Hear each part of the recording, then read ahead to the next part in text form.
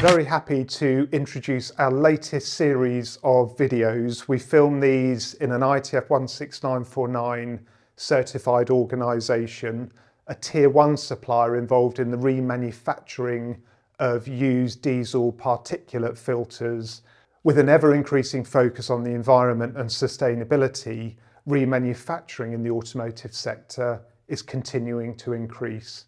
And for these remanufactured diesel particulate filters, it's essential that they are fully compliant with the stringent emissions legislation.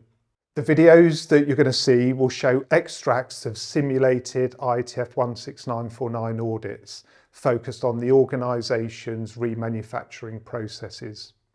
So watch the videos and see if the auditor is undertaking the audits effectively. As always, we really welcome and value any feedback and comments, so please feel free to drop any comments under the videos. So I want to move on now then to the control of non-conforming product, and let's use these as an example. So maybe firstly, the different colour labels, is there any meaning for the yellow label and the orange label? There is, exactly. So we have introduced recently, so these units are here because there is an issue with them, and operator don't know if they have to fail it or to pass it or to what to do with suspect. that. So exactly, suspect part, absolutely. So we have introduced recently a new system because, as you have seen, we are running wet side and a dry side. So depending on where the concern or the issue is found, then the unit will be identified with yellow or orange tag. So yellow tag will show that the unit has an issue and is coming from the wet side, and orange tag, this unit has an issue and is coming from the dry side. So, and before that colour, were they all the same colour? Yeah, we had a red tag saying that this unit has an issue, it needs to be quarantined and looked at. So for example, this one this has been identified in the wet side. Yeah, absolutely. Can we have a quick look at the content of the label? So you would find here the receipt ID. We can take it, of course. So you will find here the receipt ID, so that's where the pallet is coming from.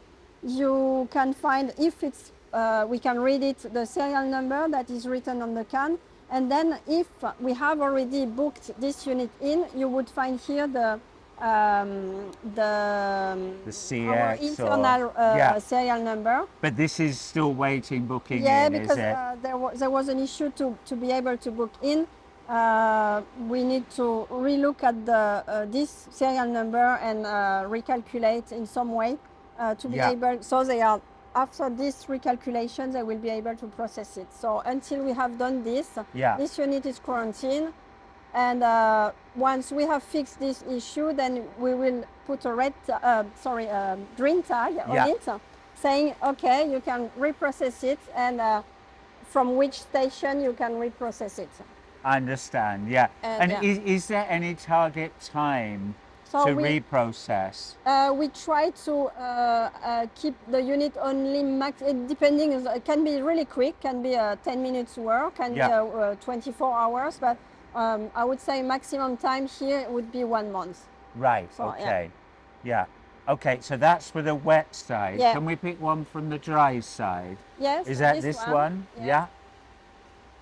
So this is in shot blast. Shot blasting, so there was an issue with the unit in the system itself, in the ERP system itself. So we need to look at that with IT. So the product might be okay. The product is okay. The product was okay, but it was only an issue with the ERP system. So that needs IT involvement to fix this issue. And what I want to do a little bit later when we go back to the office then is look at how you analyse this information. Okay, that's fine. And then report this information to your management team. So I'll make a note of those numbers, and we'll follow those through a little bit later. The CX number, I've got that. Okay, so that's fine. Good. And then we have also a log where, so you know exactly where are the units and how many we have. And just one final question then, the green label. Green label say that we have looked at those and they are ready to be processed. So for consistency, let me get that number as well. Yeah. So as you can see also, that's the old system with the red tag prior to this one. And again, it's this number that I need, is it the so CX number? Yeah. Okay, so we'll follow that through then. That's fine. Where will that go back to? So this one will go back to goods in. There was prior to this one an issue when booking in.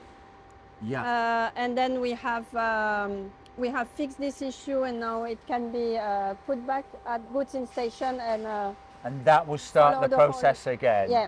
Okay. Yeah. Good. Okay, so we'll look at the analysis a little bit later, but no, thank you for that explanation. You're welcome. In this audit, the auditor was following audit trails to the management of suspect or non-conforming product. As was mentioned in earlier videos in this series, auditing the related IATF 16949 requirements in the remanufacturing industry needs some thought and also some interpretation. Effectively, all incoming product into the remanufacturing process is non-conforming. And then the aim of the remanufacturing process is to clean the product, inspect it, replace any parts needed so that the product meets the defined remanufacturing specification and is compliant to customer and legal requirements. The product seen in this video had entered the remanufacturing process, and at some stage in the process, in this company they called it the wet part of the process and the dry part of the process, a potential issue had been encountered, and then the product was labelled to define what problem had occurred. As part of continual improvement, the organisation had recently changed the non-conforming product labelling system, changing the colour of the labels to show if the problem related to the wet side or the dry side of the process. Different colour labels were used for the different side of the process.